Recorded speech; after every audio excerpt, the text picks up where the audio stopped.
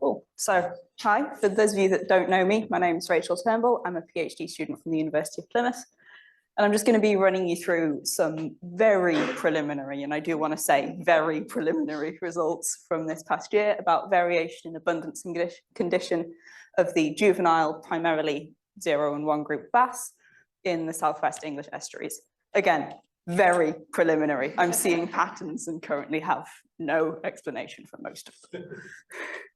So if you spend any time around academics at all, you'll notice that we can be really specific and really awkward about what language we use to describe things. And you may notice a difference in when we refer to juvenile habitats and when we refer to nurseries. That's because we've been arguing about this for more than 20 years at this point. Whether it's a nursery area, which if we're being very picky, is an area that contributes most per unit area to the adult stock, or an effective juvenile habitat, which is greatest overall contribution. If you were listening to Anna earlier, and Joe and Howard, you'll have noticed that it takes a lot of effort to figure out which areas contribute the most. A lot of work, a lot of money. So instead, we can look at things like abundance, survival, and growth to get an idea of which areas are best for our juveniles, and therefore which areas we should allocate resources to protect and manage. So starting out with abundance, and I've been very naughty, is that right, Steve, and only used one method, it's seining. I've netted at 24 sites across 9 estuaries in mostly Devon and Cornwall, apart from that one right up in the Severn, which is technically Somerset. The ones you can kind of see in this tan-ish colour are my core rivers, and I've visited those in May, July, and September. And then the 2 in the Fal and the Helford, I've visited with Robin in September only. And the 3, in the Exeter and Severn, I visited on behalf of the University of Essex, again in September only. That's getting fish assemblage data, getting an idea of how many fish there are. And of course, this is in terms of catch per unit effort, number of nets, because I can't make sweeping statements saying this is how many bass there are in the rivers. Again, very preliminary results, but we're seeing that there is a difference in catch per unit effort between May and September, and it's the trend that you'd expect. You catch more fish in September than you do in May. The trend itself is non-significant, but that difference is. And of course, we are also seeing differences in between the rivers. Big caveat on that is that the Helford result, which is the one that's very different, is from one absolutely ridiculous net with 371 groups in it.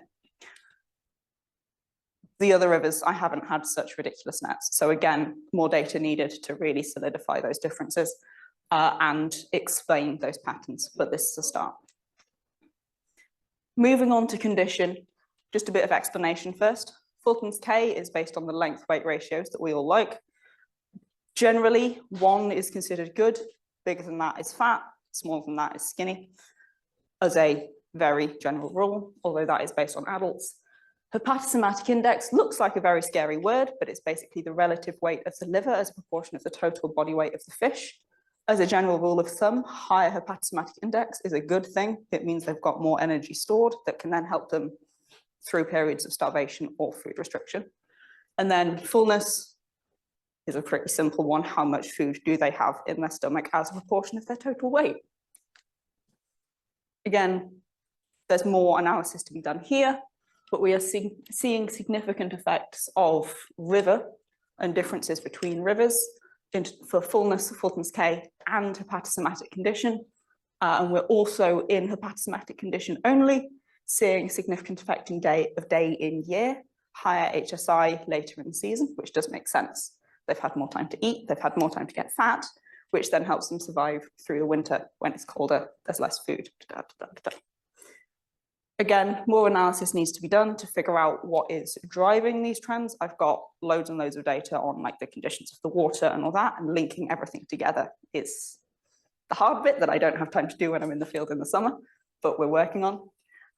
And again, I'm collecting more data this year to further add to these results, hopefully make them somewhat more scientific and hopefully at some point publishable.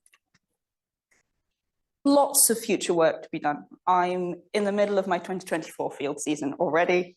I've fished in May. I start my July fishing on Thursday.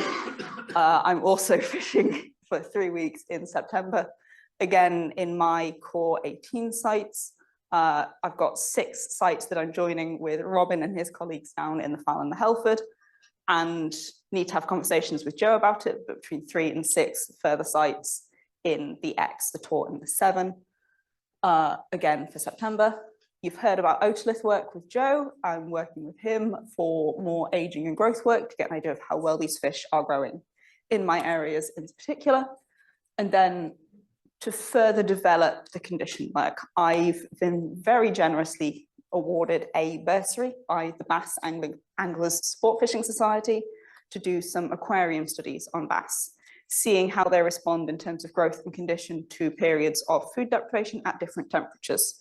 So we can then apply both the more traditional measures that I've talked about today and more cutting edge biochemical methods of measuring condition to then be able to take a fish from the wild, see what temperature it was caught at, and potentially extrapolate its condition from there.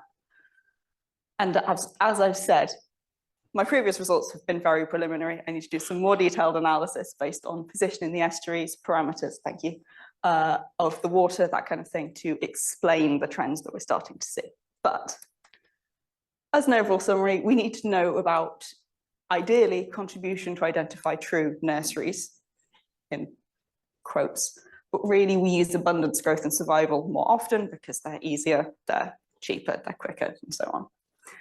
We are currently seeing differences in catch per unit effort and condition between rivers, but we need more work to develop a detailed assessment of the conditions that support bass and their needs from habitats. Thank you. If you have any questions, my email is on that slide.